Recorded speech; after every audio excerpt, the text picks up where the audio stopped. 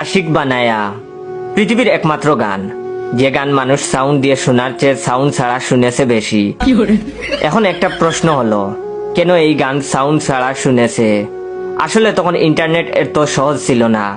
এখন সবার হাতে হাতে স্মার্টফোন, মন চাইলেই রাত 12টার পর পাসপোর্ট ভিসা বাদেই অন্য দেশে ঢুকে পড়া যায়।